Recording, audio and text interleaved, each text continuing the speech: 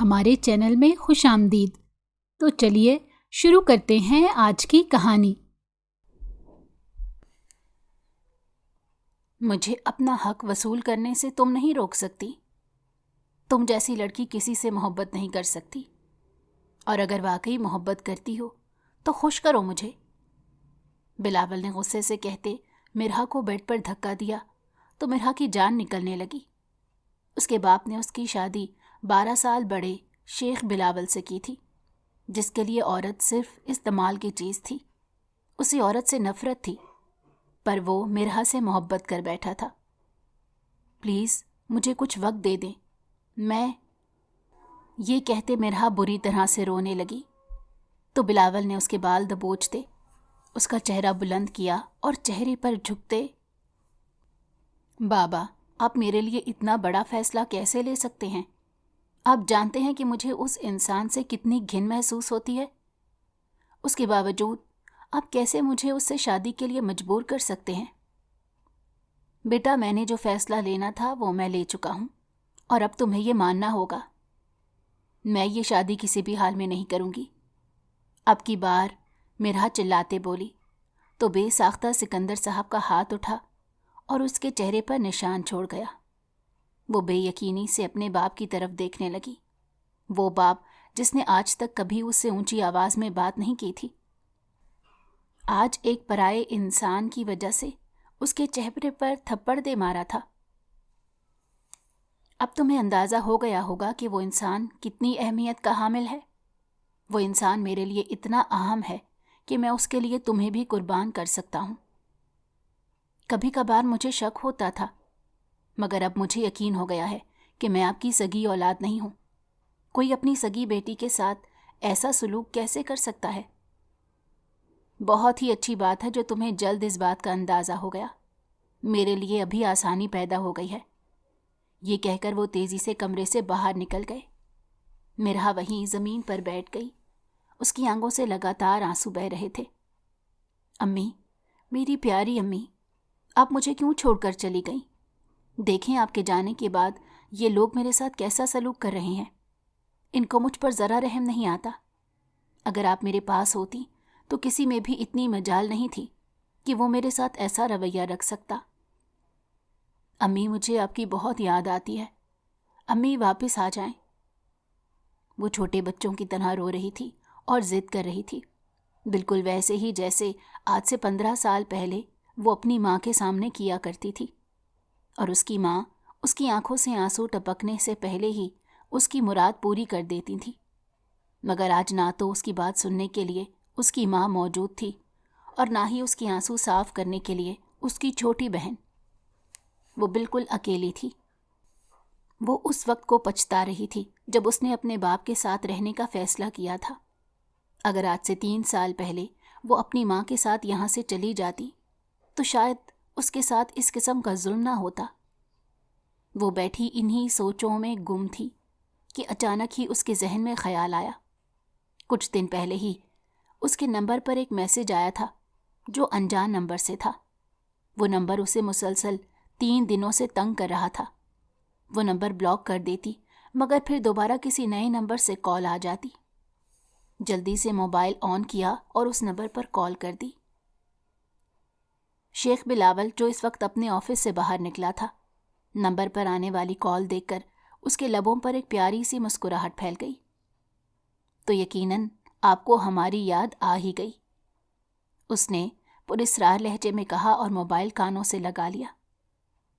پچھلے کافی دنوں سے آپ کی طرف سے میرے نمبر پر کال آ رہی ہے۔ آپ کون ہیں اور کیا چاہتے ہیں؟ کسی نے مضبوط لہجے میں اس سے سوال کیا تھا۔ اس کے لبوں پر پھیلی ہوئی مسکراہٹ مزید گہری ہو گئی۔ ہم آپ سے محبت کرنے والے ہیں اور ہم آپ کو چاہتے ہیں۔ وہ جو سوچ رہی تھی کہ شاید اس کی ماں کو اس پر ترس آ گیا ہوگا اور اس نے ہی رابطہ کرنے کی کوشش کی ہوگی، مگر دوسری طرف سے اجنبی انسان کی آواز سن کر اس کے تن بدن میں آگ لگ گئی۔ ہیلو مسٹر، اپنی اوقات میں رہو، فضول بکواس کرنے کی ضرورت نہیں۔ او محترمہ، آپ تو ایسے بات کر رہی ہیں جیسے میں نے آپ کو کال کر کے مجبور کیا ہے کہ آپ مجھ سے بات کریں۔ مجھے آپ کی طرف سے کال وصول ہوئی ہے. آپ نے مجھ سے سوال پوچھا اور میں نے اس کا جواب دے دیا. اس میں ایسی کون سی معیوب بات ہے جو آپ غصہ کر رہی ہیں؟ اور جہاں تک آپ کو تنگ کرنے کا سوال ہے تو صرف اور صرف آپ کو یہ بتانا چاہتے تھے بہت جلد ہم آپ کی زندگی میں شامل ہونے جا رہے ہیں. تب آپ تو کیا، آپ کا باپ بھی ہمیں نہیں روک پائے گا. آپ آج کل جن کوششوں میں لگی ہوئی ہیں اس سے بھی باز آ جائیں. صرف اور صرف آپ کا ہی نقصان ہوگا، کیونکہ اب آپ کبھی بھی میرے چنگل سے بچ کر نہیں جا سکتی. آپ جہاں بھی چلی جائیں گی آپ کے سامنے میں ہی کھڑا ہوں گا. آپ بلاول بات کر رہے ہیں؟ اس نے کانپتی ہوئی آواز میں کہا تو وہ کھل کر مسکرا دیا اور کہنے لگا، آپ تو بہت جلدی مجھے پہچان گئی. مجھے تو لگا تھا کہ اپنا تعارف کروانے میں وقت ضائع کرنا پڑے گا، مگر اس کی تو ضرورت ہی پیش نہیں آئی. دیکھیں، آپ میری ایک بات سمجھنے کی کوشش کریں. مجھے آپ سے شادی کرنے میں بالکل بھی انٹرسٹ نہیں، اور نہ ہی مجھے آپ کی ذات میں کوئی دلچسپی ہے. مجھے بھی پہلے آپ کی ذات میں دلچسپی نہیں تھی، اور نہ ہی میں آپ سے شادی کرنا چاہتا تھا. بلکہ آپ سے تو کیا، میں تو کسی عورت کی شکل بھی نہیں دیکھنا چاہتا تھا. بابا جان کافی لمبے عرصے سے میرے پیچھے پڑے ہوئے تھے. میں خود اس شادی کے خلاف تھا، مگر جب سے آپ کو دیکھا ہے تب سے آپ کا دیوانہ ہو گیا ہوں. نہ جانے آپ میں ایسی کون سی کشش ہے جو مجھے بار بار آپ کی طرف کھینچتی ہے. مجھ میں کوئی کشش نہیں ہے، بلکہ مجھ میں تو کوئی ایسی خاص بات نہیں ہے جس کی وجہ سے آپ کو میری طرف متوجہ ہونا چاہیے. آپ خاندانی ہیں اور آپ کو اپنے لیے خاندانی بیوی ہی تلاش کرنی چاہیے. جہاں تک میرا تعلق ہے، میرے بہت سے دوست بھی ہیں، اور میں اپنی دوستیاں ہرگز نہیں چھوڑ سکتی. بعد میں آپ کو اس وجہ سے مشکلات کا سامنا نہ کرنا پڑے. دیکھو بی بی، سب سے پہلے اور اہم بات یہ ہے کہ فی الحال تو میرے تعلق میں نہیں ہو. اسی وجہ سے میں تم پر کوئی حکم نہیں چلا سکتا، اور نہ ہی میں چلانے کا حق رکھتا ہوں. لیکن جیسے ہی تم میری دسترس میں آ جاؤ گی، اس کے بعد تمہیں میرے مطابق زندگی گزارنا ہوگی. اس کے بعد اگر تم نے اپنے دوستوں کو نہ چھوڑا تو میں انہیں جان سے مار دوں گا. صرف اور صرف اتنا بتا دینا چاہتا ہوں کہ اب شیخ بلاول نے اپنا ذہن بنا لیا ہے. اب وہ صرف تمہیں ہی اپنی زندگی میں شامل کرے گا. تو تمہارے لیے بہتر یہی ہے کہ خاموشی سے اس شادی کے لیے رضامندی دے دو. بات مکمل کر کے وہ کال بند کر چکا تھا، جبکہ وہ بے یقینی سے بند ہوتے فون کی اسکرین کو دیکھ رہی تھی. ایک جھٹکے سے اس نے موبائل دیوار پر مارا اور توڑ دیا. اپنا سر دونوں ہاتھوں میں گرا دیا اور زور زور سے اپنے بال کھینچنے لگی. اسے سمجھ نہیں آ رہا تھا کہ وہ کیا کرے. میں ان سب لوگوں کو نہیں چھوڑوں گی، ان سب لوگوں سے بدلا لوں گی. یہ لوگ مجھ سے میرے خواب چھین رہے ہیں، میں ان لوگوں سے ان کی خوشیاں چھین لوں گی. اسے ڈاکٹر بننے کا بہت شوق تھا، اور اپنا یہ شوق پورا کرنے کے لیے وہ امریکہ جانا چاہتی تھی. اس کا ویزا بھی لگ گیا تھا. 2 دن بعد کی سیٹ تھی کہ اچانک یہ مصیبت اس کی زندگی میں آ گئی. کیا مجھے اپنی ماں کو کال ملانی چاہیے؟ ہو سکتا ہے کہ امی جان مجھ پر ترس کھا لیں اور مجھے اپنے پاس بلا لیں. اگر ایسا ہو گیا تو میں اس سارے مسئلے سے بچ جاؤں گی. وہ بیٹھی اپنے آپ سے سوال کر رہی تھی. ایک نظر ٹوٹے ہوئے موبائل پر ڈالی. دل ہی دل میں خود کو ہزاروں کے حساب سے گالیاں دیں. جذبات میں آ کر اس نے اپنا ہی نقصان کر دیا تھا. مجھے امی سے ایک بار بات کر ہی لینی چاہیے.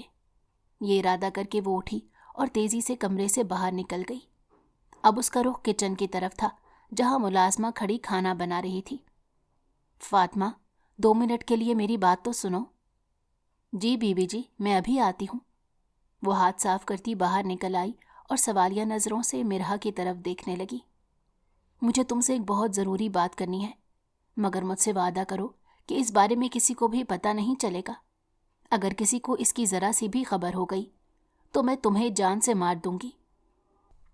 ارے بی بی جی، میرے ہوتے ہوئے آپ کو کسی بھی چیز کی ٹینشن لینے کی ضرورت نہیں.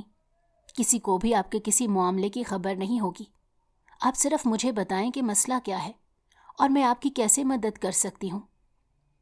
کیا تمہارے پاس امی جان کا نمبر موجود ہے؟ آپ بڑی بی بی کی بات کر رہی ہیں؟ ہاں، میں ان کی ہی بات کر رہی ہوں، کیا تمہارے پاس ان کا نمبر ہے؟ جی میرے پاس نمبر تو ہے، لیکن آپ کو اب ان سے کیا کام ہے؟ آپ نے تو ان کے ساتھ جانے سے انکار کر دیا تھا۔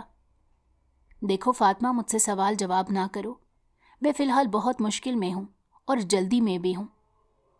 تم میری مدد کر سکتی ہو تو مجھے بتاؤ، میں ابھی آپ کو ان کا نمبر دیتی ہوں۔ وہ اپنے موبائل میں نمبر ڈھونڈنے لگی تھی کہ مرحا نے فون کھینچ لیا۔ صرف نمبر نہیں بلکہ مجھے کال بھی ملا کر دو، اور میرا اپنا موبائل بند ہو گیا ہے۔ بابا کو اس بارے میں پتہ نہیں چلنا چاہیے۔ سمرا بیگم، جو کہ اس وقت اپنی چھوٹی بیٹی کے ساتھ شاپنگ کے لیے نکلی تھی، حویلی کی طرف سے آنے والے فون کو دیکھ کر ان کے ماتھے پر بل پڑ گئے۔ اس سے پہلے کہ وہ کال کاٹ دیتی، نہ جانے دل میں کیا آیا کہ فون اٹھا لیا۔ دوسری طرف سے اپنے جگر کے ٹوٹے کی آواز سنائی دی۔ امی، مجھے آپ کی ضرورت ہے۔ امی، مجھے یہاں سے باہر نکالیں ورنہ میں جیتے جی مر جاؤں گی۔ یہ لوگ بہت ظالم ہیں۔ کیا ہو گیا میرا بچہ؟ کیا ہو گیا؟ کیوں رو رہی ہو؟ کسی نے کچھ کہا ہے؟ وہ اپنی ناراضگی مکمل طور پر بھلا چکی تھی۔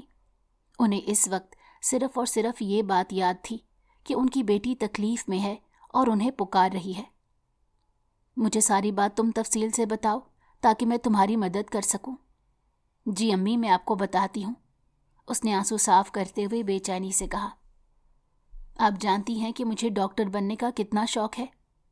ہاں بیٹا، میں جانتی ہوں، مجھے بتاؤ ہوا کیا ہے؟ امی، بابا جان ایک خبیث انسان سے میرا نکاح کرنے کے بارے میں سوچ رہے ہیں۔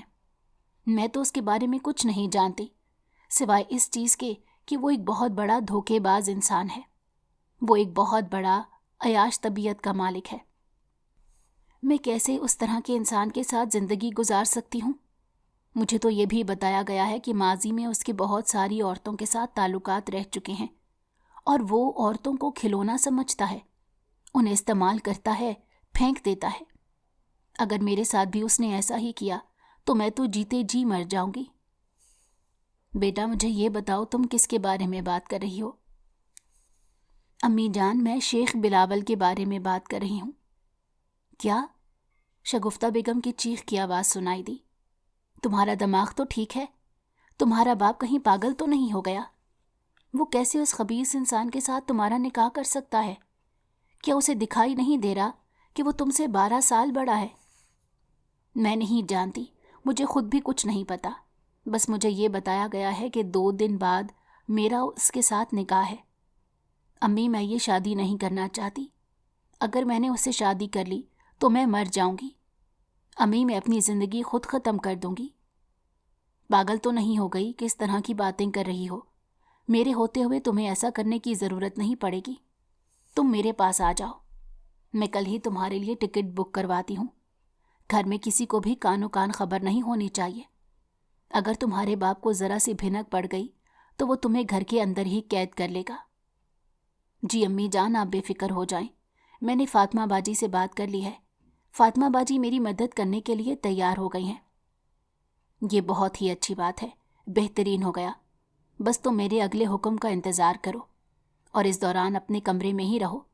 اپنے باپ سے بھی بحث کرنے کی ضرورت نہیں ہے، اور نہ ہی اس انسان سے ملنے کی ضرورت ہے۔ اگر وہ تم سے ملاقات کرنے کے لیے آتا ہے تب بھی اسے بدتمیزی نہ کرنا، بلکہ نارمل انداز میں اس سے بات کرنا۔ ٹھیک ہے امی جان۔ اپنی ماں سے بات کر کے وہ تھوڑی مطمئن ہو گئی تھی۔ موبائل فاطمہ کے حوالے کر کے کمرے میں جانے لگی تو نوکرانی کی آواز سن کر چونک گئی۔ بی بی جی، شاید آپ کو پتہ نہیں ہے، مگر بلاول صاحب نے آپ کی ایک ایک حرکت پر نظر رکھی ہوئی ہے۔ یہاں تک کہ اس حویلی میں بھی ایک جاسوس موجود ہے جو ان کو خبریں پہنچاتا رہتا ہے۔ میں نہیں جانتی کہ وہ کون ہے، مگر آپ کو خبردار ضرور کر دیتی ہوں کہ آپ اس سے بچ کر رہیں۔ نوکرانی کی بات سن کر ایک لمحے کے لیے تو وہ بھی پریشان ہو گئی تھی، مگر پھر خود پر قابو رکھا اور خود کو تسلی دیتے ہوئے کہا، یہاں پر آج کی رات آخری رات ہے، اس کے بعد میں نے کون سا اس حویلی میں لوٹ کر آنا ہے۔ اس دوران تو وہ اپنا منہ بند رکھ ہی سکتی تھی۔ ایک نظر گھڑی پر ڈالی جہاں 9 بج رہے تھے۔ اسی وقت فاطمہ کے موبائل پر میسج آیا۔ شگفتہ بیگم اسے نصیحت کر رہی تھی کہ کل صبح 11 بجے بی بی صاحبہ کو ڈرائیور کے ساتھ ایئرپورٹ کے لیے رخصت کر دینا۔ آگے ہی میرا ایک آدمی کھڑا ہوگا، وہ انہیں اپنے ساتھ لے کر امریکہ آ جائے گا۔ جب اس نے یہ میسج پڑھا تو اس کے لبوں پر مسکراہٹ پھیل گئی۔ اس کی خوشی کی انتہا نہیں تھی۔ دیکھا بی بی جی، میں نہ کہتی تھی کہ بڑی بی بی جی آپ سے بہت محبت کرتی ہیں اور آپ کی خوشی کے لیے وہ کچھ بھی کرنے کو تیار ہو سکتی ہیں۔ ہاں، تم بالکل ٹھیک کہتی تھی، مجھے بھی اپنی ماما پر بہت مان تھا، اور خدا کا شکر ہے کہ انہوں نے میرا مان نہیں توڑا۔ اور تمہیں پتہ ہے کہ میں نے ان کے ساتھ کتنی بڑی زیادتی کی تھی، ان کو کتنا رلایا تھا، میری وجہ سے وہ کتنا تڑپی تھیں۔ مجھے تو لگ رہا تھا کہ وہ کبھی مجھے معاف نہیں کریں گی، لیکن دیکھو انہوں نے کیسے میری ساری غلط فہمیاں دور کر دی اور کیسے مجھے دوبارہ سینے سے لگا لیا۔ میرا بی بی، اگر میں یہ کہوں کہ آپ کا شمار دنیا کی سب سے خوش قسمت ترین عورتوں میں ہوتا ہے تو اس میں کچھ غلط نہیں ہوگا۔ بلا شبہ آپ نے ہمیشہ جس چیز کی خواہش کی وہ آپ کو مل گئی، اور جو چیز آپ کے حق میں ٹھیک نہیں تھی اللہ تعالیٰ نے اسے آپ کی زندگی سے باہر نکال دیا۔ آپ سے بڑھ کر کوئی اچھا قسمت والا ہو سکتا ہے؟ اس کے بعد وہ مطمئن ہو کر اپنے کمرے میں چلی گئی تھی اور سامان پیک کرنے لگی تھی۔ سکندر صاحب جو اپنے کمرے میں لیٹے آرام کر رہے تھے، باہر سے آنے والے گارڈ کو دیکھ کر حیران رہ گئے۔ کیا ہو گیا؟ تمہیں کیا رات کے وقت بھی آرام نہیں؟ کیوں تنگ کرنے کے لیے آ گئے ہو؟ فی الحال میں تمہاری کوئی بات نہیں سن سکتا۔ صاحب جی، ایک بہت بڑا مسئلہ ہو گیا ہے، اگر آپ کو نہ بتایا تو شاید سب کچھ آپ کے ہاتھوں سے نکل جائے۔ میرے سامنے شیخ بلاول کا نام نہیں لینا، میں فی الحال اس کے بارے میں کوئی بات نہیں سننا چاہتا۔ نہیں، اس کی طرف سے ہمیں کوئی پریشانی نہیں، دراصل آپ کی بیٹی… اب کیا کر دیا اس نے؟ وہ جلدی سے اپنی جگہ پر اٹھ کھڑے ہوئے۔ تھوڑی دیر پہلے ہی تو وہ اس پر ہاتھ اٹھا کر آئے تھے، انہیں لگ رہا تھا کہ وہ ڈر گئی ہوگی اور کمرے کے کسی کونے میں بیٹھی رو رہی ہوگی۔ بچپن میں تو ایسا ہی ہوتا تھا، وہ اس پر چیختے چلاتے تھے اور وہ کسی چڑیا کی طرح سہم جاتی تھی۔ بی بی جی یہاں سے بھاگنے کی پلاننگ کر رہی ہیں۔ تمہارا دماغ تو ٹھیک ہے، یہ تم کیا کہہ رہے ہو؟ اور وہ کہاں پر جا سکتی ہے؟ تمہیں کوئی غلط فہمی ہوئی ہے، اس میں اتنی ہمت نہیں کہ وہ میری اجازت کے بغیر اس حویلی سے قدم بھی باہر نکالے۔ آپ نے مجھے ہدایت کی تھی کہ میں ان کی طرف سے آنے والی اور جانے والی تمام کالز کو ٹریس کروں۔ کل سے میں ٹریس کرنے کی کوشش کر رہا ہوں، مگر انہوں نے کسی کو بھی کوئی کال نہیں کی۔ آج جب میں حویلی کے اندر داخل ہو رہا تھا تو فاطمہ سے انہیں باتیں کرتے سن لیا۔ وہ اس سے کیا باتیں کر رہی تھی؟ دراصل انہوں نے بڑی بی بی صاحبہ کو کال کی ہے۔ کل 11 بجے ان کی فلائٹ ہے، وہ امریکہ جا رہی ہیں۔ اس کی اتنی جرت کہ وہ میری ناک کے نیچے اس قدر گھٹیا حرکت کرے۔ اب تم دیکھو کہ میں اس کے ساتھ کیا سلوک کرتا ہوں، ساری عمر وہ پچھتاتی رہے گی۔ صاحب جی، وہ آپ کی بیٹی ہیں، اس کے ساتھ کسی قسم کی زیادتی نہ کیجیے گا۔ شکور، تم مجھے نہ بتاؤ کہ مجھے کیا کرنا چاہیے اور کیا نہیں کرنا چاہیے۔ بلا شبہ تم میرے بااعتماد آدمی ہو اور کافی لمبے عرصے سے اس حویلی میں کام کر رہے ہو، لیکن اس کے باوجود تمہیں اپنی اوقات نہیں بھولنی چاہیے۔ جی صاحب جی، میں سمجھ گیا اور معذرت کرتا ہوں، دوبارہ آپ کے معاملات میں دخل اندازی نہیں کروں گا۔ یہ کہہ کر وہ خاموشی سے باہر نکل گیا۔ مجھے معاف کر دینا فاطمہ، مگر میں اپنے صاحب کو دھوکہ نہیں دے سکتا۔ وہ فاطمہ سے محبت کرتا تھا اور دونوں نے فیصلہ کیا تھا بہت جلد ایک دوسرے سے نکاح کر لیں۔ وہ عورت اپنی دل کی چھوٹی چھوٹی بات آ کر اسے بتاتی تھی۔ اسے لگتا تھا کہ وہ انسان اس کے ساتھ مخلص ہے، کبھی بھی اسے دھوکہ نہیں دے گا۔ یہی تو وجہ تھی کہ آج اپنی بی بی جی کا راز بھی اس نے اپنے محبوب کے سامنے کھول دیا تھا، یہ جانے بغیر کہ وہ نہ صرف مرحا کے ساتھ بلکہ اپنے ساتھ بھی ایک بہت بڑی زیادتی کرنے جا رہی ہے۔ رات 1 بجے کا وقت تھا، وہ اپنے کمرے میں لیٹی آرام کر رہی تھی اور سونے کی ناکام کوشش کر رہی تھی، لیکن نیند اس کی آنکھوں سے کوسوں دور تھی۔ اچانک ہی اسے چیخنے چلانے کی آوازیں سنائی دینے لگیں۔ وہ خوف سے اپنی جگہ پر اٹھ بیٹھی۔ یہ آواز حویلی کے پچھلے حصے سے آ رہی تھی۔ اس نے تھوڑا سا غور کیا تو اسے اندازہ ہوا کہ یہ کوئی اور نہیں بلکہ فاطمہ کے چیخنے چلانے کی آوازیں ہیں۔ ایک لمحے کے لیے تو اسے لگا کہ اس کی قدموں کے نیچے سے زمین نکل گئی ہے۔ جلدی سے کمرے سے باہر نکلی۔ جب وہاں پہنچی تو وہ بیچاری زمین پر لیٹی ہوئی تھی اور اس کا باپ ظالم اسے کوڑوں سے مار رہا تھا۔ بے غیرت عورت، تجھے کیا لگا تھا کہ تو میری بیٹی کو آرام سے اس حویلی سے باہر نکال دے گی اور مجھے علم بھی نہیں ہو سکے گا؟ ارے تو جانتی بھی نہیں کہ میرے جاسوس کس کس جگہ پر موجود ہیں۔ صاحب جی مجھے معاف کر دیں، خدا کے لیے مجھے معاف کر دیں، مجھ سے غلطی ہو گئی، دوبارہ میں یہ حرکت نہیں کروں گی۔ سزا تو تجھے مل کر رہے گی تاکہ باقی حویلی والوں کو بھی پتہ چل جائے کہ میں دھوکے باز لوگوں کو معاف نہیں کرتا۔ مرہا نے جب یہ دیکھا تو خود پر قابو نہ رکھ سکی اور بھاگتی ہوئی باپ کے پاس آ کر ان کا بازو پکڑتے ہوئے چلاتے ہوئے کہنے لگی، کیا ہو گیا ہے ابا؟ کیا کر رہے ہیں؟ چھوڑ دیں اسے۔ تم پیچھے ہو جاؤ، اگر تم بیچ میں آئی تو تمہیں بھی سزا دی جائے گی۔ ابا اس کو چھوڑ دیں، اس نے کچھ بھی نہیں کیا، ساری غلطی میری تھی، میں نے اسے ماں کو کال ملانے کے لیے کہا تھا۔ تجھے تو میں بعد میں پوچھوں گا، پہلے مجھے اس سے حساب لینے دو۔ شکور، اس کو جلدی سے پیچھے کرو۔ مرہا خود کو چھڑوانے کی کوششوں میں ہلکان ہو رہی تھی۔ بابا جان، آپ اتنے ظالم کیسے ہو سکتے ہیں؟ کبھی کبھار تو مجھے شک ہوتا ہے کہ میں آپ کی سگی بیٹی نہیں ہوں۔ پھر سے وہی باتیں کرنا شروع ہو گئی۔ جانتی بھی ہو مجھے اس طرح کی باتوں سے شدید کوفت محسوس ہوتی ہے۔ فاطمہ اب درد کی وجہ سے بے ہوش ہو چکی تھی اور سکندر صاحب نے بھی کوڑا ایک سائڈ پر پھینک دیا تھا۔ اب وہ مکمل طور پر اپنی بیٹی کی طرف متوجہ تھے۔ بابا، میں آپ کے سامنے ہاتھ جوڑتی ہوں، خدا کے لیے مجھے اتنی بڑی سزا نہ دیں، میں اس انسان کے ساتھ ہرگز گزارا نہیں کر سکتی۔ مگر تمہیں گزارا کرنا پڑے گا کیونکہ اب ہم نے اسے زبان دی ہے۔ تمہیں پتہ ہے کہ جب میں کسی سے کوئی وعدہ کرتا ہوں تو اسے نہیں توڑتا۔ یہ نہ صرف ہماری خاندان کی روایات کے خلاف ہے بلکہ اسلام میں بھی اس چیز کی اجازت نہیں ہے۔ اسلام میں تو اپنی بیٹیوں پر تشدد کرنے کی بھی اجازت نہیں ہے، لیکن آپ تو کر رہے ہیں۔ کیا آپ کو ذرا بھی خوف خدا ہے؟ بدبخت لڑکی، اپنی بکواس بند کرو۔ شکور، ابھی اور اسی وقت شیخ بلاول کو کال ملاؤ اور اسے کہو کہ وہ اپنے دوستوں کو لے کر آ جائے، میں اسی وقت اپنی بیٹی کا نکاح کروں گا۔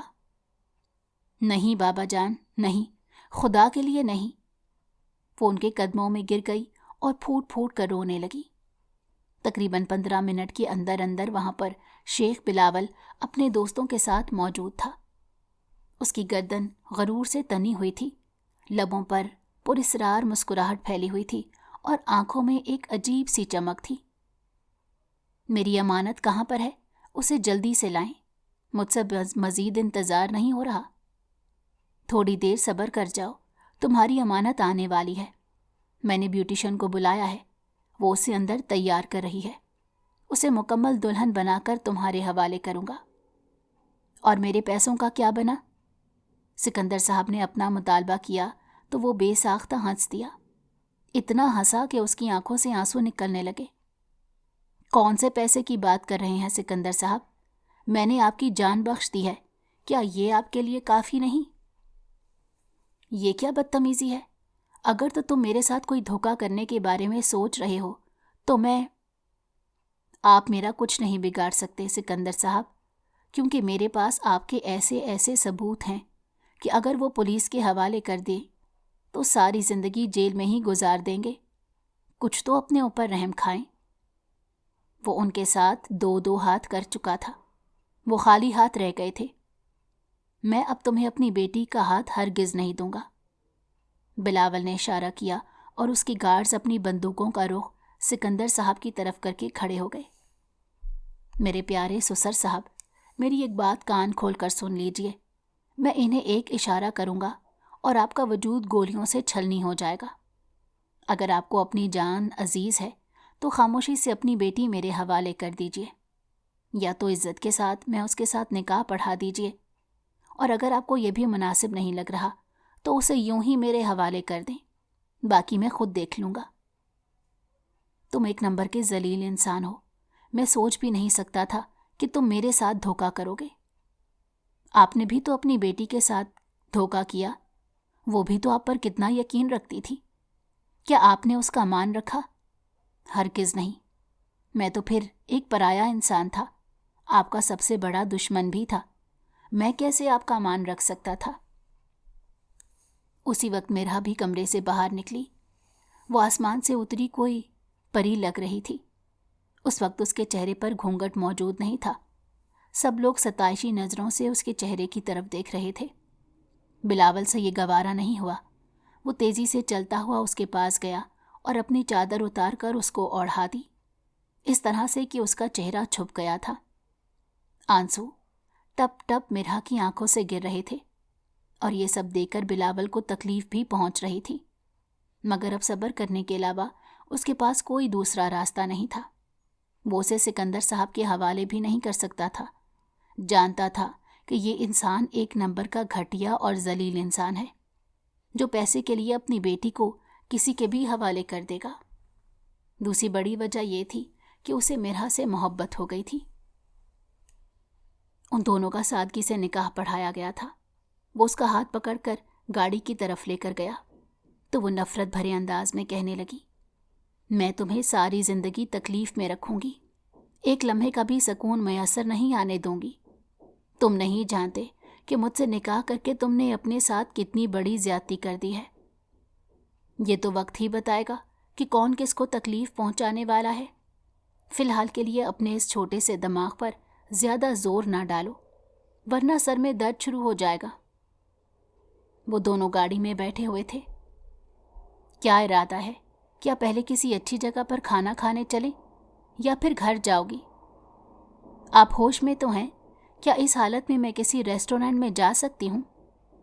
تم صرف حکم کرو، حکم کی تعمیل کرنا میرا فرض ہے۔ یا تو آپ بہت بے غیرت انسان ہیں، یا تو آپ واقعی اثر و رسوخ کے مالک ہیں۔ خیر، میرا اس وقت مونال میں ڈنر کرنے کا دل کر رہا ہے۔ کیا آپ میں اتنی ہمت ہے کہ وہاں اس وقت میرے لیے تازہ بریانی بنوائیں؟ وہ چیلنجنگ نظروں سے اس کی طرف دیکھنے لگی تو وہ کھل کر مسکرا دیا۔ ارے یہ تو ایک چھوٹی سی فرمائش کر دی تم نے، بس اتنا ہی؟ چلو تمہاری یہ فرمائش بھی پوری کر کے تمہیں بتا دیتا ہوں کہ تمہارا شوہر تمہارے لیے کچھ بھی کر سکتا ہے۔ اس نے اپنی گاڑی کا رخ موڑ دیا تھا۔ اب وہ شہر کے سب سے بڑے ہوٹل میں جا رہے تھے۔ رات کے 1 بج رہے ہیں۔ اس وقت وہاں پر کوئی موجود نہیں ہوگا۔ اس چیز کی فکر کرنا تمہارا نہیں بلکہ میرا کام ہے۔ تم نے اپنا حکم مجھے سنا دیا، اب میں نے اس کی تعمیل کرنی ہے۔ تم خاموشی سے یہاں پر بیٹھ جاؤ اور تماشا دیکھو۔ اس نے اسی وقت اپنے گارڈ کو کال ملائی اور اس ہوٹل کی آنر کے گھر جانے کے لیے کہا۔ تقریباً آدھے گھنٹے کے اندر اس ہوٹل میں وہاں کا سارا عملہ موجود تھا۔ وہ اس وقت دلہن کے لباس میں ہی ملبوس تھی۔ اسے اپنی فرمائش پر بھی کوفت ہو رہی تھی۔ اس سے تو اچھا تھا کہ وہ خاموشی سے اس کے ساتھ گھر ہی چلی جاتی اور آرام کرتی، مگر اس کی مت ماری گئی تھی جو اس نے یہ فرمائش سامنے رکھ دی۔ ہاں تو میری بیگم صاحبہ، اب مجھے بتائیے کہ اس وقت آپ کا کیا کھانے کا دل کر رہا ہے؟ آپ چائنیز کھانا پسند کریں گی یا پھر دیسی کھانے؟ اس ہوٹل کا آنر بہت زیادہ ڈرا ہوا تھا، کیونکہ تھوڑی دیر پہلے ہی گارڈ اسے اپنے ساتھ گھسیٹتے ہوئے لایا تھا۔ وہ بلاول کے نام سے اچھے طریقے سے واقف تھا۔ اسے پتا تھا کہ یہ ایک بہت بڑا گینگسٹر ہے، جس کے ایک اشارے پر اسے ایسی جگہ غائب کر دیا جائے گا کہ اس کا سراغ ڈھونڈنا بھی مشکل ہو جائے گا۔ بی بی جی، آپ صرف حکم کیجئے، یہاں پر آپ کو ہر طرح کی چیز مل جائے گی۔ میں نے آپ کے لیے خاص طور پر اس چائنیز شیف کو بھی بلایا ہے۔ وہ سارے لوگ بہت ڈرے ہوئے تھے۔ مرحا کو بہت شرمندگی محسوس ہو رہی تھی۔ میرا کچھ بھی کھانے کا دل نہیں کر رہا، میں نے گھر جانا ہے۔ اس نے جب یہ بات کہی تو سب لوگوں نے ایک گہری سانس لی، جبکہ بلاول اس کی طرف شکایتی نظروں سے دیکھنے لگا۔ یار یہ کیا بات ہوئی؟ میں تمہارے ساتھ نہیں کھیل رہا۔ دیکھو میں نے اتنی محنت سے سب لوگوں کو یہاں پر بلایا، تم ہو کہ تمہارے نخرے ختم نہیں ہو رہے۔ میں نے آپ کو جب کہہ دیا ہے کہ میں نے کچھ نہیں کھانا تو کچھ نہیں کھانا۔ اب کی بار اس کی آواز تھوڑی اونچی ہو گئی تھی۔ بے ساختہ بلاول نے اپنی مٹھیاں بھینچ لیں، مگر اس نے اس وقت میرا کو کچھ نہیں کہا۔ جب وہ اسے لے کر پارکنگ ایریا میں جا رہا تھا تو یکدم ہی اس نے اپنی بیگم کا بازو پکڑا اور اسے کمر کے ساتھ لگاتے غصے سے بولا، میں تمہاری بہت عزت کرتا ہوں اور امید ہے کہ تم بھی میری عزت کرو گی۔ آج تم نے جس انداز میں مجھے سب لوگوں کے سامنے پکارا تھا، مجھے وہ لہجہ اور وہ انداز بالکل پسند نہیں آیا۔ اگر میں چاہتا تو سب لوگوں کے سامنے تمہیں ڈانٹ سکتا تھا، لیکن ہمارے خاندان کی روایت نہیں ہے۔ ہمارے خاندان میں عورتوں کو بہت عزت دی جاتی ہے۔ میں نہیں چاہتا تھا کہ سب لوگوں کے سامنے ذلیل کر کے اپنی عزت بھی خطرے میں ڈالوں۔ دوبارہ کبھی بھی میرے سامنے اونچی آواز میں بولنے کی کوشش نہ کرنا، ورنہ میں ساری محبت بھول جاؤں گا، ہر طرح کا لحاظ نظر انداز کر جاؤں گا۔ ابھی تم مجھے ٹھیک طرح سے جانتی نہیں ہو۔ اس بیچاری کا وجود خوف سے کانپنے لگا۔ یہ سب کچھ اتنا اچانک ہوا تھا کہ وہ سمجھ نہیں پائی تھی۔ اپنی بات مکمل کرنے کے بعد وہ تھوڑا سا پیچھے ہو کر کھڑا ہو گیا۔ چلیں بیگم صاحبہ، اب آپ نے گھر چلنا ہے یا پھر کوئی اور فرمائش سامنے رکھنی ہے؟ اگر ابھی بھی مجھے آزمانے کا ارادہ ہے تو اپنا یہ شوق پورا کر لیں۔ سب سے پہلی بات تو میں آپ کو سمجھا دیتا ہوں کہ میں کبھی بھی آپ کے امتحان میں فیل نہیں ہوں گا۔ میں تم سے شدید نفرت کرتی ہوں، حد سے زیادہ نفرت کرتی ہوں۔ مجھے تمہیں آزمانے کی ضرورت نہیں۔ یہ کہہ کر وہ آگے بڑھ گئی تو وہ بھی کسی مجنوں کی طرح اس کے پیچھے پیچھے چلنے لگا۔ وہ اس کے نخرے اٹھانے کے لیے تیار تھا، اس کی ہر بات ماننے کے لیے تیار تھا، بس یہ چاہتا تھا کہ وہ لڑکی اس کا ساتھ دے۔ مرحا کے ذہن میں جو بات ڈالی گئی تھی وہ یہی تھی کہ بلاول ماضی میں بہت سی عورتوں کے ساتھ تعلقات میں ملوث رہ چکا ہے، جن میں سے کچھ جائز تعلقات بھی تھے اور کچھ ناجائز بھی۔ کچھ لوگوں کا تو یہ کہنا تھا کہ اس کی ناجائز اولادیں بھی ہیں۔ اسی وجہ سے وہ اسے شادی کرنے سے گھبرا رہی تھی۔ وہ اپنے باپ کو بار بار انکار کر رہی تھی۔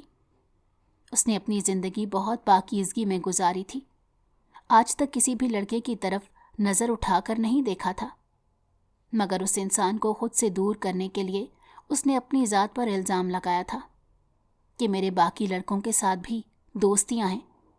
حقیقت میں ایسا کچھ نہیں تھا، کیونکہ اسے کبھی کسی کی سے کوئی دلچسپی محسوس ہی نہیں ہوئی تھی۔ وہ خود کو پاک صاف رکھنے والی لڑکی تھی۔ وہ اس بات پر یقین رکھتی تھی کہ اگر ہم خود اچھے ہوں گے تو ہمیں اچھا انسان ملے گا۔ اب جب اس کی زندگی میں بلاول آیا تو اس کی ساری امیدیں ٹوٹ گئیں۔ اس کا دل کرچی کرچی ہو گیا۔ جس دن اس کے بابا جان نے اسے آ کر یہ فیصلہ سنایا تھا، اس دن وہ بہت زیادہ روئی تھی۔ ایک لمحے کے لیے بھی اسے صبر نہیں آ رہا تھا۔ جائے نماز پر بیٹھی کئی گھنٹوں تک اپنے رب سے فریادیں کرتی رہی کہ اللہ جی، میں نے تو اپنے آپ کو اتنا بچا بچا کر رکھا، خود کو کبھی بھی گناہ میں ملوث نہیں ہونے دیا، پھر مجھے کیوں اس طرح کا انسان مل رہا ہے؟ اللہ تعالیٰ کے ہر کام میں کوئی نہ کوئی بہتری ہوتی ہے، کوئی نہ کوئی مصلحت چھپی ہوتی ہے، جو انسان اس وقت تو نہیں سمجھتا، لیکن جیسے جیسے وقت گزرتا ہے تو اسے اندازہ ہوتا ہے کہ اس نے جو بھی کیا بالکل ٹھیک کیا۔ فی الحال مرحا کے ساتھ بھی یہی سب کچھ ہو رہا تھا۔ اسے اپنے رب کی مصلحت سمجھ نہیں آ رہی تھی۔ وہ دونوں حویلی پہنچ چکے تھے۔ 2 گھنٹوں کے اندر ہی حویلی کو کسی دلہن کی طرح سجا دیا گیا تھا۔ تمام گارڈز اور نوکرانیاں پھولوں کی پلیٹیں لیے راستے میں ہی کھڑی تھیں۔ جب وہ وہاں سے گزری تو اس پر گلاب کی پتیوں کی بارش ہونا شروع ہو گئی۔ اسے پھولوں میں یہی پھول سب سے زیادہ پسند تھا۔ اس نے اپنی شادی اور جیون ساتھی کے بارے میں جو چیزیں سوچ رکھی تھی، ان میں سے یہ چیز بھی تھی۔ وہ چاہتی تھی کہ اس کا بھی اپنے سسرال میں اسی طرح سے ہی استقبال کیا جاتا۔ جب وہ حویلی کے اندر داخل ہوئی تو سامنے ہی ایک بوڑھی عورت بیٹھی تھی۔ ان کے لبوں پر شفیق مسکراہٹ تھی۔ وہ بلاول کی دادی جان تھی۔ اپنے پوتے کی ہر حرکتوں سے اچھی طرح سے واقف تھی، مگر پہلی بار اپنے پوتے کے اس فیصلے پر ان کا دل مطمئن تھا۔ ارے میری پیاری بہو آ گئی، میں کب سے تمہارا انتظار کر رہی تھی۔ ان کے لہجے میں کسی قسم کا بھی طنز نہیں تھا اور نہ ہی نفرت موجود تھی۔ وہ تو بہت پیار سے اسے مخاطب کر رہی تھی۔ یہ دیکھ کر اسے حیرانگی ہونے لگی۔ اس نے پہلے سوچا تھا کہ وہ اس عورت کے ساتھ بدتمیزی کرے گی، لیکن ان کا پرشفیق لہجہ دیکھ کر وہ اپنے مقصد پر زیادہ دیر تک قائم نہیں رہ سکی۔ دونوں کافی دیر تک بیٹھی باتیں کرتی رہیں، جب بلاول آ کر بے چارگی سے کہنے لگا، میری نئی نئی شادی ہوئی ہے، مجھ پر تھوڑا سا رحم کیجیے۔ یہ سن کر اس کے ماتھے پر بل پڑ گئے۔ وہ اس انسان کی شکل بھی نہیں دیکھنا چاہتی تھی۔ اس انسان کے ساتھ وقت گزارنا تو بہت دور کی بات۔ خوف سے اس نے دادی جان کا ہاتھ پکڑ لیا اور ان کی طرف منت بھرے انداز میں دیکھنے لگی۔ لیکن یہ ایک ایسا معاملہ تھا جس میں رشیدہ بیگم بھی کچھ نہیں کر سکتی تھی۔ انہوں نے انتہائی معذرت سے اس کا ہاتھ اپنے ہاتھ سے آزاد کروا دیا اور نوکرانی کو حکم دیا کہ وہ اسے لے جا کر اس کا کمرہ دکھا دے۔ وہ دلہن بنی بیڈ پر بیٹھی اس کا انتظار کر رہی تھی جب وہ کمرے کے اندر داخل ہوا۔ اسے دیکھ کر مرحا کے ماتھے پر بل پڑ گئے۔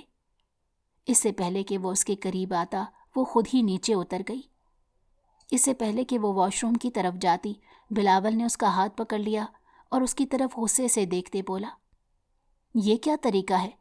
کیا تمہیں کسی نے نہیں بتایا کہ نئی نویلی دلہن پہلے دن اپنے شوہر کا بیٹھ کر انتظار کرتی ہے؟ تمہیں جو سجایا گیا تھا یہ سب کچھ میری خاطر ہی کیا گیا ہے۔ یہ سب زبردستی کیا گیا ہے، اس میں میری رضامندی شامل نہیں تھی، اور جہاں تک اس شادی کا سوال ہے تو میں اس شادی کو نہیں مانتی۔ پہلے بھی آپ کو یہ بات بتائی تھی کہ میں آپ سے شدید نفرت کرتی ہوں، آپ کی شکل بھی نہیں دیکھنا چاہتی۔ ابھی بھی یہی کہوں گی، بہتر یہی ہے کہ میرے راستے سے ہٹ جائیں۔ کہیں تم پاگل تو نہیں ہو گئی؟ میں جتنا تم سے نرمی سے بات کرنے کی کوشش کرتا ہوں، تم اتنا ہی میرے سر پر چڑھ کر ناچنے کی کوشش کرتی ہو۔ آپ کو جو سمجھنا ہے وہ سمجھے، مجھ سے کوئی بھی سوال نہ کرے۔ سوال میں تم سے ہی کروں گا اور تمہیں میرے ہر سوال کا جواب دینا ہوگا۔ وہ اسے کھینچ کر بستر پر دھکا دے چکا تھا۔ خبردار جو آپ نے میرے قریب آنے کی کوشش کی۔ اب تمہاری اس بات کا کیا مطلب ہے؟ نکاح کیا ہے میں نے تم سے، حق رکھتا ہوں تم پر، تم کون ہوتی ہو مجھے روکنے والی؟ وہ غصے سے بے قابو ہو چکا تھا۔ آپ اس قابل ہی نہیں ہیں کہ آپ کو کوئی اچھی اور نیک عورت ملے۔ میں نے ہمیشہ اپنے آپ کو بچا کر رکھا، ہمیشہ سب لوگوں سے، یہاں تک کہ اپنے کزنوں سے بھی دور رہی، صرف اور صرف اس خواہش میں کہ مجھے ایک نیک اور پارسا انسان ملے گا۔ مگر میرے حصے میں کیا آ رہا ہے؟ ایک انتہائی گھٹیا انسان۔ بے ساختہ بلاول کا ہاتھ اٹھا تھا اور اس کے چہرے پر نشان چھوڑ گیا۔ مارے مجھے اور ماریں، اس کے علاوہ آپ کر ہی کیا سکتے ہیں؟ آپ ایک بزدل انسان ہیں جس کے پاس مارنے کے علاوہ دوسرا کوئی ہتھیار موجود نہیں۔ اگر آپ واقعی با کردار انسان ہوتے تو آج آپ کو یہ سب کرنے کی ضرورت نہ پڑتی، اور نہ ہی میں کبھی آپ سے شادی سے انکار کرتی۔ تم خود کو بہت پارسا اور نیک سمجھتی ہو۔ میں سمجھتی نہیں ہوں، بلکہ میں ہوں۔ تو پھر جنید خان کے بارے میں تمہارا کیا خیال ہے؟ کیا تم نے اس کے ساتھ ایک رات فلیٹ میں نہیں گزاری تھی؟ مرحا کو لگا کہ ساتوں آسمان اس کے سر پر گر گئے ہیں۔ جس واقعے سے وہ اتنے لمبے عرصے سے نظریں چرانے کی کوشش کر رہی تھی، آج وہ دوبارہ سے اس کے سامنے آ گیا تھا۔ وہ سب کچھ میں نے مجبوری میں کیا تھا، آپ جیسا سمجھ رہے ہیں ویسا کچھ بھی نہیں۔ ہم میں سے کوئی بھی تمہاری مجبوری کے بارے میں نہیں جانتا۔ تمہارے پاس ایسا کون سا ثبوت ہے جس کی بنیاد پر تم اپنی بے گناہی کا یقین دلا سکتی ہو؟ بی بی، جب تم ایک غیر مرد کے ساتھ رات گزار سکتی ہو تو اپنے شوہر کے ساتھ وقت گزارنے میں تمہیں کیا مسئلہ درپیش آ رہا ہے؟ اور جہاں تک میرے کردار پر انگلی اٹھانے کا سوال ہے تو میں مانتا ہوں کہ میں بد کردار تھا، لیکن جب سے تم میری زندگی میں آئی ہو تب سے میں نے یہ سب کچھ چھوڑ دیا تھا۔ خود سے وعدہ کیا تھا کہ دوبارہ کبھی بھی گناہ کی طرف نہیں جاؤں گا، خود کو تمہارے لیے سنبھال کر رکھوں گا۔ مگر آج تمہاری باتیں سن کر مجھے اندازہ ہو رہا ہے کہ وہ فیصلہ میری زندگی کا سب سے غلط فیصلہ تھا۔ میں نے خود سے جو وعدہ کیا تھا آج وہ وعدہ بھی توڑتا ہوں۔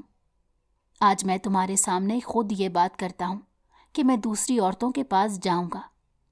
اگر تم نے اتنی ہمت ہے تو مجھے روک سکو۔ تم شاید مجھ پر الزام لگانے سے پہلے یہ بات بھول گئی تھی کہ ہر ولی کا ایک ماضی ہوتا ہے اور ہر گنہگار کا ایک مستقبل۔ میرا ماضی بہت تاریک تھا، میں نے اپنا مستقبل سنوارنے کا فیصلہ کیا تھا، مگر تم سے وہ بھی برداشت نہیں ہوا۔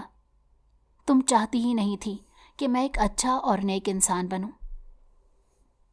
اسی لیے آج تم نے وہ ساری باتیں کی جس سے نہ صرف تم میرے دل سے اتر گئی ہو، بلکہ اس کے ساتھ ساتھ تم نے مجھے پھر سے وہ حیوان بننے پر مجبور کر دیا ہے جس سے میں اتنے لمبے عرصے سے نظریں چرا رہا تھا۔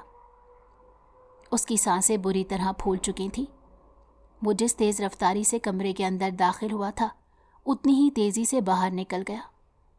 وہ وہیں زمین پر بیٹھ گئی۔ اس نے اپنا سر دونوں ہاتھوں میں گرا دیا اور پھوٹ پھوٹ کر رونے لگی۔ آخر ایسا کیسے ہو سکتا ہے؟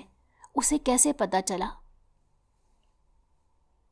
وہ رات اس کی زندگی کی سب سے تاریک رات تھی۔ اپنے والدین سے لڑ کر وہ گھر سے باہر نکلی تھی۔ وہ غصے کی بہت تیز تھی۔ ذرا ذرا سی بات پر اس کا میٹر گھوم جاتا تھا۔ پھر اسے سمجھ نہیں لگتی تھی کہ وہ کیا کر رہی ہے اور کدھر جا رہی ہے۔ ابھی وہ گلی کے کونے میں پہنچی ہی تھی کہ اسے کچھ لڑکوں کی آوازیں سنائی دیں جو یقیناً اسی کی طرف آ رہے تھے، کیونکہ وہ کافی اوپن مائنڈڈ لڑکی تھی اور اسے اس طرح کی چیزوں سے خوف بھی محسوس نہیں ہوتا تھا۔ اسی لیے وہ ان سب کو نظر انداز کیے چلتی گئی۔ جب وہ ان کے قریب پہنچی تو اسے اندازہ ہوا کہ وہ لوگ بالکل بھی اچھے نہیں ہیں۔ ان میں سے ایک لڑکا اسے دیکھ کر خباثت بھرے انداز میں کہنے لگا، ارے آج تو بہت ہی خوبصورت لڑکی ہاتھ آئی ہے، اسے ہم کسی صورت بھاگنے کی اجازت نہیں دے سکتے، چلو جلدی سے پکڑو۔ وہ 3 لڑکے تھے، تینوں نے اسے قابو کر لیا تھا اور زبردستی اپنے ساتھ گاڑی میں بٹھا لیا۔ وہ مسلسل خود کو چھڑوانے کی کوشش کر رہی تھی، لیکن ان کے سامنے بے بس تھی۔ زندگی میں پہلی بار وہ بہت زیادہ خوفزدہ ہو گئی تھی۔ اسے اپنی غلطی کا شدت سے اندازہ ہو رہا تھا۔ اللہ تعالیٰ کی کرنی ایسی ہوئی کہ گاڑی ہی راستے میں جا کر خراب ہو گئی۔ ان میں سے ایک لڑکا غصے سے باہر نکلا اور گاڑی کا بونٹ اٹھا کر چیک کرنے لگا کہ کہاں مسئلہ آیا ہے۔ اس کی خوش قسمتی تھی کہ جنید، جو کہ اس کی یونیورسٹی کا دوست تھا، وہ اسی راستے سے واپس آ رہا تھا۔ اس نے جب یہ گاڑی رکی دیکھی تو مدد کرنے کے لیے چلا گیا۔ اس نے دیکھا کہ پچھلی سیٹ پر درمیان میں اس کی دوست بیٹھی ہوئی تھی، جبکہ اس کے پاس 2 اجنبی لڑکے بیٹھے تھے۔ مرحا بھی اسے پہچان چکی تھی۔ وہ بہت زیادہ ڈری ہوئی تھی، آنکھوں میں آنسو چمک رہے تھے۔ اس نے چالاکی کا مظاہرہ کیا اور اپنی دوست کو یوں نظر انداز کیا جیسے ان کا آپس میں کوئی تعلق نہ ہو۔ مرحا کو یہ دیکھ کر بہت افسوس ہوا تھا۔ وہ چیخنا چلانا چاہتی تھی مگر ڈر رہی تھی کہ کہیں اس کی وجہ سے جنید بھی مصیبت میں نہ پھنس جائے۔ اندر ہی اندر اسے دکھ بھی ہو رہا تھا کہ وہ کیوں اس کی مدد نہیں کر رہا۔ ان میں سے ایک لڑکا ایسا تھا جس کے پاس پستول تھی۔ صرف اسی وجہ سے وہ لوگ ڈر رہے تھے، کیونکہ اگر وہ ایک بھی گولی چلا دیتا تو ایک جان کا نقصان ہو جاتا۔ اس وقت بھی اگر اس پر کنٹرول نہ کیا جاتا تو نہ جانے کتنے لوگوں کو نقصان پہنچتا۔ جنید نے سب سے پہلے اسے اپنے قابو میں کیا اور اس سے پسٹل لینے کے بعد وہ مرحا کو ان سے بچا کر اپنے ساتھ لے آیا۔ وہ بہت زیادہ ڈری ہوئی تھی۔ اس کی آنکھوں سے تیزی سے آنسو بہہ رہے تھے۔ جنید اسے تسلیاں دے رہا تھا، مگر اس نے ایک لمحے کے لیے بھی سکون نصیب نہیں ہو رہا تھا۔ وہ اسے لے کر اپنے ہی فلیٹ میں چلا گیا۔ چونکہ وہ اس پر اندھا یقین رکھتی تھی، اسی وجہ سے اس نے بھی کسی قسم کی مزاحمت نہیں کی۔ اس نے تو کبھی کسی مرد سے دوستی نہیں کی تھی۔ جنید سے دوستی کرنے کی سب سے بڑی وجہ یہ تھی کہ پہلے ہی دن یونیورسٹی میں جب بہت سارے لوگ اس کا مذاق بنا رہے تھے تو یہ وہ شخص تھا جس نے اسے بچایا تھا۔ ان دونوں میں کوئی بہت مثالی دوستی نہیں تھی، بلکہ ایک عزت کا رشتہ تھا۔ دونوں ایک دوسرے کی عزت کرتے تھے، مشکل وقت میں ایک دوسرے کی مدد کرتے تھے۔ اس کے علاوہ وہ کبھی بھی اکٹھے گھومنے پھرنے نہیں گئے تھے اور نہ ہی کبھی پارٹیز وغیرہ پر جانا ہوا تھا۔ وہ پوری رات اس نے جنید کے فلیٹ میں گزاری تھی۔ صبح جب وہ سو کر اٹھی تو اسے اندازہ ہوا کہ اس نے کتنی بڑی غلطی کر دی ہے۔ اس کے ہاتھ پاؤں پھول چکے تھے۔ اس نے جب خوف کا اظہار اپنے دوست کے سامنے کیا تو وہ اسے تسلی دیتے کہنے لگا کہ ڈرنے کی ضرورت نہیں، کون سا ہم نے کوئی غلط کام کیا ہے؟ تم مشکل میں تھی اور میں نے تمہاری مدد کر دی، بس بات ختم ہو گئی۔ تم اس بارے میں کسی کو بھی نہ بتانا اور کسی کو پتہ نہیں چلے گا۔ یہ بات سن کر وہ مطمئن ہو گئی تھی، مگر اندر ہی اندر ڈرتی تھی۔ آج اتنے عرصے بعد جب اس نے اپنے شوہر کے منہ سے اس رات کا حوالہ سنا تو وہ بہت بری طرح بکھر گئی۔ اس دن سے تو وہ ڈر رہی تھی کہ اگر کہیں اس کے شوہر کو پتہ چل گیا تو وہ اسے تانے دینا نہ شروع کر دے۔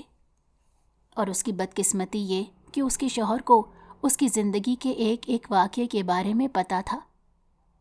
وہ اس دن کو پچھتا رہی تھی جب اس نے اپنے بابا کے ساتھ میٹنگ میں جانے کا فیصلہ کیا تھا۔ بزنس میں اسے کوئی دلچسپی نہیں تھی، لیکن اس دن اس کی یونیورسٹی سے بھی چھٹی تھی۔ وہ گھر میں بور ہو رہی تھی۔ اس نے سوچا کہ بابا کے ساتھ آفس چلی جاؤں گی، تھوڑا سا وقت گزار لوں گی۔ کچھ دن پہلے ہی اس کی ماں اپنے شوہر سے طلاق لے کر امریکہ شفٹ ہو گئی تھی۔ دراصل وہ آزاد خیال عورت تھی اور اپنی مرضی سے زندگی گزارنے کی عادی تھی، لیکن سکندر صاحب بہت پابندیاں عائد کرتے تھے۔ یہی وجہ تھی کہ اس عمر میں انہوں نے اپنے شوہر سے طلاق لی اور اپنی چھوٹی بیٹی کو لے کر نکل گئی۔ انہوں نے اپنی بڑی بیٹی کو بھی ساتھ چلنے کا کہا تھا، مگر میرا نے انکار کر دیا تھا کیونکہ وہ اپنی دادی جان سے بہت اٹیچ تھی۔ لیکن ماں کے یہاں سے جانے کے بعد اس کی دادی جان کا بھی انتقال ہو گیا تو وہ مکمل طور پر اکیلی ہو گئی۔ تب اسے اپنی غلطی کا شدت سے اندازہ ہو رہا تھا۔ اس نے اپنی ماں کے پاس جانے کے بارے میں سوچا، مگر پھر ہر بار رک جاتی کہ کہیں ایسا نہ ہو اس کی ماں اسے قبول کرنے سے انکار کر دے اور اس کا مان ٹوٹ جائے۔ جہاں تک بابا جان کا سوال تھا تو وہ اس سے محبت کرتے تھے اور اس کا خیال بھی رکھتے تھے، مگر وہ غصے کے بہت تیز تھے۔ ذرا سی بات پر جذباتی ہو جاتے اور پھر بالکل خیال نہیں کرتے تھے کہ وہ کسی اور کو نہیں بلکہ اپنی بیٹی کو باتیں سنا رہے ہیں۔ ان کی باتیں سن کر وہ دل برداشتہ ہو جاتی تھی، کئی گھنٹے روتی رہتی تھی، مگر پھر خود کو تسلیاں دے کر چپ ہو جاتی۔ سکندر صاحب کو اپنی کمپنی میں بہت بڑا نقصان اٹھانا پڑا اور اسی سلسلے میں انہوں نے بلاول کی کمپنی کے ساتھ میٹنگ رکھی ہوئی تھی۔ دراصل وہ ان سے لون کا مطالبہ کر رہے تھے اور اسی میٹنگ میں ان کی بیٹی بھی ساتھ چلی گئی۔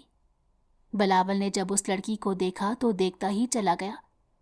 نہ جانے اس میں ایسی کون سی کشش تھی جو اسے بار بار اس لڑکی کی طرف متوجہ کر رہی تھی۔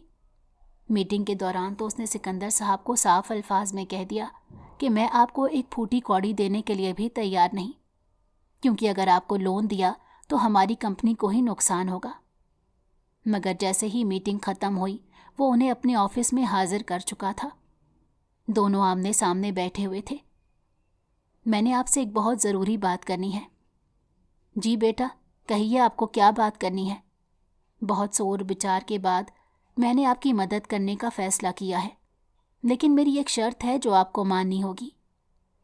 بیٹا، اپنی کمپنی کو بچانے کے لیے میں تمہاری ہر طرح کی شرط ماننے کو تیار ہوں۔ آپ کو اپنی بیٹی کی شادی مجھ سے کروانی ہوگی۔ یہ آپ کیا کہہ رہے ہیں؟ وہ آپ سے 12 سال چھوٹی ہے، میں کیسے اس کی شادی آپ سے کروا سکتا ہوں؟ آپ مجھے بتائیں، آپ کو پیسے چاہیے یا نہیں؟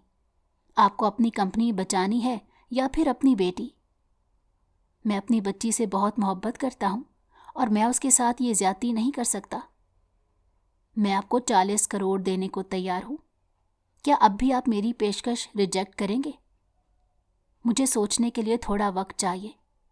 یہ اتنی بڑی رقم تھی کہ وہ انکار نہیں کر پائے۔